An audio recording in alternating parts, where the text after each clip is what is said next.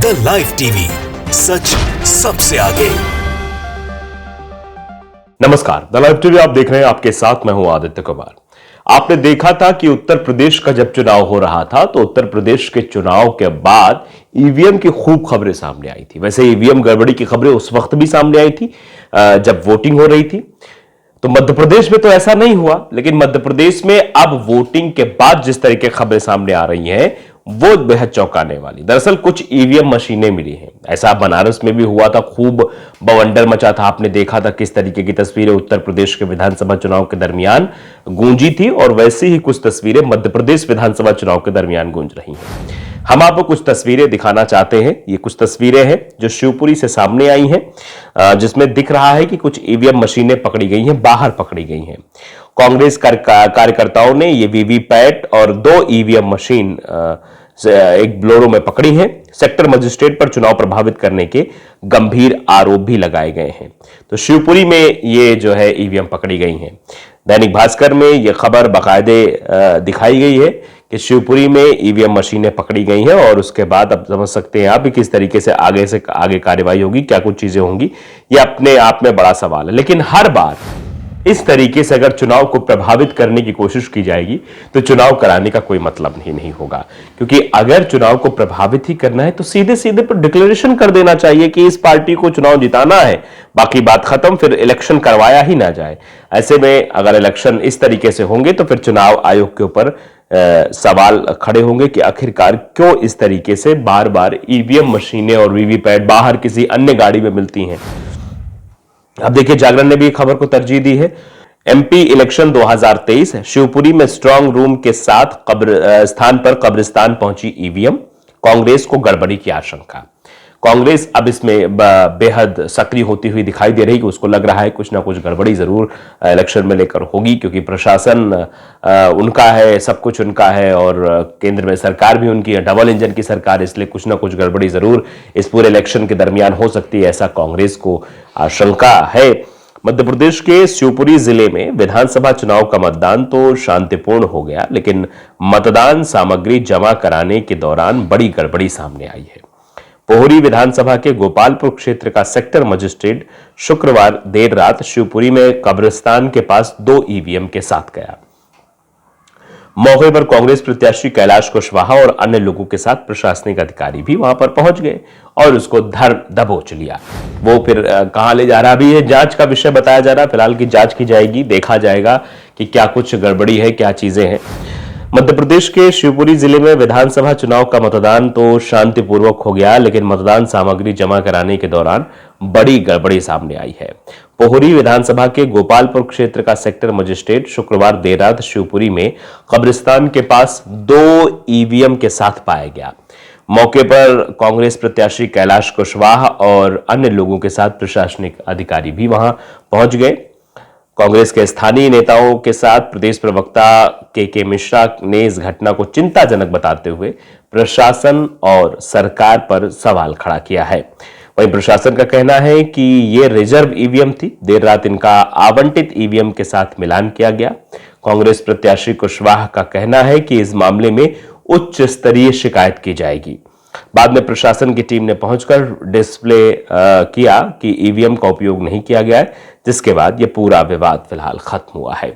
तो ऐसे में ईवीएम का मिलना ये प्रशासन की लापरवाही, क्योंकि ईवीएम कोई ऐसी मशीन तो है नहीं कि जो बाजार में मिलती हो, कोई ऐसा उपकरण तो नहीं है उसमें, वीवीपैट मशीन भी नहीं। ऐसे में ऐसी मशीन खुलेआम इस तरीके से गाड़ी में कहां जा रही थी, अपने आप में बड़ा सवाल है। क्योंकि चुनाव आयोग को भी देखना चाहिए कि जब भी ऐसी मशीनें कहीं पर इधर से इधर ले भी जाई जा रही है तो उनके साथ एक प्रशासनिक अधिकारी या पुलिस का कोई व्यक्ति होना चाहिए, जिससे यह आइडेंटिफाई हो सके कि वाकई में ये चीजें सही जगह के लिए जा रही हैं, ये कहीं गड़बड़ी नहीं करेंगी।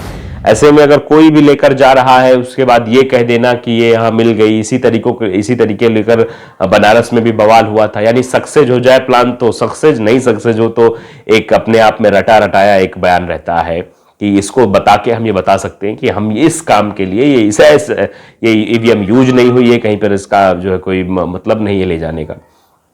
दरअसल शुरुआत से ही विपक्ष ये आरोप लगाता रहता है कि पहले तो इलेक्शन के टाइम गड़बड़ी करने की कोशिश होती है, फिर नहीं होती तो वो फिर काउंटिंग के दरमियान गड़बड़ी करने की बात की जाती है। इसीलिए कई राजनीतिक पार्टियां कहती हैं कि जब तक काउंटिंग ना हो जाए तब तक स्ट्रांग रूम के बाहर कार्यकर्ताओं के साथ नेता बैठे और चेक करते रहे समय समय पर कि ऐसी कोई गड़बड़ियां ना होने पाए जिससे कि ईवीएम बदल जाए या कोई हो जाए, ईवीएम चोरी हो जाए, दूसरी ईवीएम यहां पर रख जाए जिसमें एक ही पार्टी को वोट पड़ा हुआ हो। ये सब चीजें देखने के लिए राजनीतिक पार्टियां अपनी सक्रियता दिखाती रहती हैं।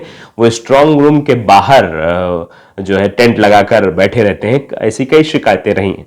तो ऐसे में अगर इधर उधर कहीं गाड़ियां पकड़ी जाती, जैसा बनारस में वाकया पिछली बार के उत्तर प्रदेश विधानसभा चुनाव 2022 के दरमियान हुआ था, खूब बवाल हुआ, हंगामा हुआ, प्रशासन भी वहां पहुंच गया। तो ऐसे में जब चीजें होंगी तो गड़बड़ियों की आशंका बढ़ जाती है और फिर चुनाव आयोग और चुनाव आयोग की जो मशीनें हैं उनकी विश्वसनीयता पर भी एक जो है सवाल खड़ा हो जाता है। तो ऐसे में देखना होगा, समझना होगा कि इन सब चीजों से कैसे पार पाया जाए। चुनाव आयोग को भी इस पर देखना पड़ेगा। अब कलेक्टर ने लापरवाह सेक्टर अधिकारी को फिलहाल निलंबित कर दिया है, क्योंकि किसी न किसी को तो बलि का बकरा बनाना है, तो वो हो गया है। शुक्रवार को कांग्रेस के कुछ लोगों ने शिवपुरी के कब्रिस्तान के पास पोहरी विधानसभा के गोपालपुर के सेक्टर अधिकारी गणेश शंकर दीक्षित की गाड़ी देखी जिसमें ईवीएम रखी हुई थी। इसके बाद गाड़ी का पीछा करके उन्हें रात करीब 11 बजे रोक लिया गया। जब ईवीएम के बारे में पूछा गया, दीक्षित कोई संतोषजनक जवाब नहीं दे पाए। इसके बाद एसडीएम जेपी गुप्ता व तहसीलदार सिद्धार्थ शर्मा सहित पुलिस भी मौके पर पहुंच गई। करीब 1 घंटे तक ये पूरा विवाद चलता रहा। उसके बाद जो है सस्पेंशन का ऑर्डर आ गया और सस्पेंड कर दिया गया। कांग्रेसियों ने राज्य मंत्री सुरेश राठखेड़ा के इशारे पर ईवीएम बदलने का आरोप लगाया कि जो कुछ भी हो रहा है वो सुरेश राठखेड़ा है, उनकी इशारे पर हो रहा है, क्योंकि वो राज्य मंत्री रहे, उनका दबदबा प्रशासन में है। इसके बाद प्रशासन ने ईवीएम को जब्त कर पंचनामा बनाया और पॉलिटेक्निक कॉलेज में जमा करा दिया। अधिकारियों के अनुसार ये रिजर्व ईवीएम थी जो सेक्टर अधिकारियों को दी जाती है, जिससे किसी मतदान केंद्र पर मशीन खराब होने पर मतदान ना रुके, वहां पर तुरंत मशीन की उपलब्धता करा दी जाए। गणेश शंकर दीक्षित इसे सीधे जमा कराने के बजाय पहले अपने लुधावली कैंपस वेयरहाउस ऑफिस पहुंचे और फिर यहां वहां घूमते हुए होटल खाना खाने पहुंच गए, जिससे यह विवाद खड़ा हो गया। मतलब यह बताया गया कि जिस दिन वोटिंग हो रही थी उस दिन यह मशीन उनको जमा करनी थी, वोटिंग संपन्न होने के बाद जो उन्होंने जमा नहीं की और इधर उधर लेकर घूमते रहे। तो यह अपने आप में बड़ा सवाल है कि आखिरकार ईवीएम मशीन जो प्रोटोकॉल है, जो प्रोसीजर है, उस प्रोसीजर का पालन क्यों नहीं किया गया, क्यों उस प्रोसीजर के तहत वहां पर मशीन नहीं पहुंचाएगी, ये अपने आप में सवाल है। पूरे मामले को लेकर कांग्रेस के प्रदेश प्रवक्ता के मिश्रा ने एक्स पर पोस्ट कर सवाल खड़े किए हैं। उन्होंने पोस्ट में लिखा कि क्या निर्वाचन आयोग इसका संतोषप्रद जवाब देगा, मतलब ये ईवीएम मशीन इधर उधर घूम रही थी, क्या इसका संतोषप्रद जवाब मिलेगा। शिवपुरी जिले के पोहरी विधानसभा निर्वाचन क्षेत्र स्थित पुराने कब्रिस्तान से हमारे जाबाज पार्टी मित्रों ने 6 ईवीएम जब्त की। ये मशीनें वहां कैसे पहुंची? क्या सरकार कब्रिस्तान जा रही है? प्रशासन के पास कोई जवाब नहीं है। तो प्रशासन का जो जवाब है कि ये रिजर्व ईवीएम थी जिसे सेक्टर अधिकारी को जमा कराना था, लेकिन वो उसे जमा कराए बिना दूसरी जगह ले गए। इस लापरवाही के लिए उन्हें निलंबित कर कार्रवाई की गई है। साथ ही ईवीएम का डिस्प्ले भी करा लिया गया है जिसमें नील वोट थे, यानी कोई वोट उसमें नहीं था। लेकिन सवाल बहुत बड़ा है कि आखिरकार इलेक्शन जो कि बहुत सेंसिटिव चीजें हैं, कई लोगों की सेंटिमेंट जुड़े होते हैं उसमें, ऐसे वक्त में इस तरीके से अधिकारियों की लापरवाही आना या फिर इसके पीछे कोई और वजह थी, ये अपने आप में अभी भी सवाल बना हुआ है। द लाइव टीवी को अगर आपने सब्सक्राइब नहीं किया जरूर करिए, बेल आइकन दबाइए ताकि सच खबर आप तक पहुंचती रहे। नमस्कार। द लाइव टीवी, सच सबसे आगे।